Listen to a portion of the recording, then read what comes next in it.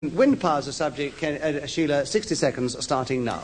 Wind provides a lot of power, I suppose, particularly in Holland. I mean, all those windmills wouldn't go round if there wasn't something blowing it. And they, in turn, grind corn and various other forms of foodstuff into bread.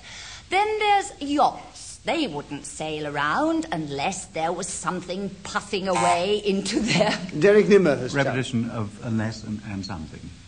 Something, that's right, yes, there was a repetition of something, I'm afraid, and there are 38 seconds on wind power with you, Derek. A prime example of wind power is Nicholas Parsons, who at the present moment holds the Guinness Book of Records for the longest speech in the history of mankind. Would you believe the aforementioned P over there spoke for 7 hours? Who in their right mind, whether they be elephants, would go, or whatever, would go along here, wind power? Sheila Hancock has challenged. Would go. Would go, yes, but that's what they all would go. And Sheila, the subject is wind power with you for a correct challenge and a well-deserved challenge and a well-deserved point. 11 seconds starting now. Actually, I think Derek, for his various outbursts, must have quite a bit of... Kenneth Williams. Deviation, Derek and his outbursts. This has nothing to do with wind power. I wouldn't say that. I've never seen a finer example of unadulterated wind power than Derek Nimmo's outbursts. I think you're mixing the business of oratory or rhetoric with wind power, and if you did that... Well, wasn't that what Derek was talking about, my wind power, when he was talking... Wind power drives things, you see, like a sailing or a ship yes, or a windmill. If you're going to put it in the other context, you make nonsense of it. No, you don't. You often talk about old windbags, and the old windbags are the wind power. And Sheila wasn't deviating, and she has 7 seconds left, starting now. The power of the wind recently in those gales has been manifest all over England, where trees have fallen... Derek Nimmo challenged. Well, there weren't any gales in March, so it can't be recently. Get out! How do you know there weren't any gales in March? You weren't in the country, probably. I disagree entirely with this challenge. Yes, quite right. I think I might disagree with every challenge of his from now on. And there are 2 seconds on wind power starting now. Wind power is... called keeping a watch. And we're back to watches we were talking about in the customs thing, wasn't it? There are 60 seconds on that subject starting now. I often keep a watch on elephants jumping. When we go to a circus, they'll climb up onto these little barrels and then leap downwards from them onto the ground of the floor of the circus tent. It is one of the most fascinating thrills, I think, of going to the big top. Other things associated with watches, of course. Kenneth Williams, a challenge. Yes, hesitation there. Yes, I heard it. Was there? Yes, I heard it. Oh, well, if you heard it.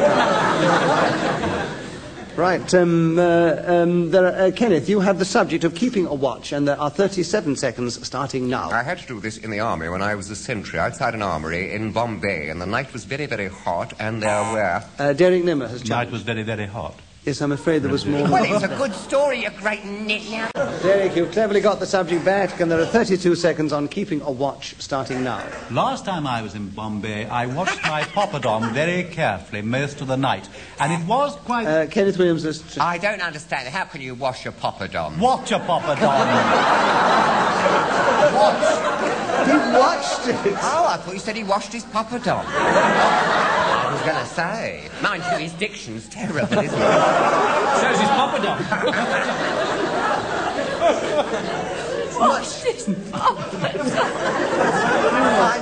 I knew he had a chapati in Clapham, but I'd never heard... So, Derek, you keep the subject, and you have 25 seconds for watching a pompadom. I mean, keeping a watch starting now. I was keeping watch on the quarterdeck, playing with my parata, and I suddenly saw in the distance this elderly Sikh who came over to me and said, Salam Alaikum. I replied to him in kind. Kenneth Williams has... Now, I happen to know Sikhs don't say Salam Alaikum. They do. No, they don't, They mate. do. No, they don't. Not Sikhs, because Sikhs are from Hindustan, and that is... From the Punjab, you great nana. How dare you? Mr. Chairman, are you going to countenance me being called a great nana? I'm saying anyway, I can look say like a just a great minute. nana? I know now why they call it just a minute, because I had to keep on saying them all. Just a minute. So, Derek, you have 13 seconds on keeping a watch, starting now. I was one day keeping a watch over my meat gadamba roti up in Kashmir, and towards me came... Kenneth Williams... Yeah, I want to know what a meat gadamba roti is. I mean, this audience is completely bewildered. That bloke's almost dropped off.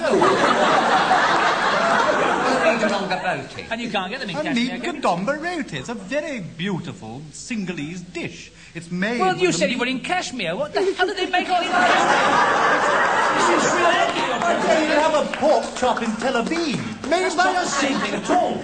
A pork chop? You can have a pork chop made by a Sikh in Tel Aviv if you want. No, you can't. It's made by a pig. What were you doing with this? What were you doing with this dish anyway? Yeah. Well, if you'd listened, you'd have heard this wonderfully fascinating And story. I'd rather hear what happened when you washed your poppadoms. I mean, you can't do anything. Never heard the end of that. No. The subject, believe it or not, is keeping a watch, and Derek Nimmo has 5 seconds to continue, starting now. 35 seconds to 4 o'clock was the time when I looked at my little tick-tock. Hello...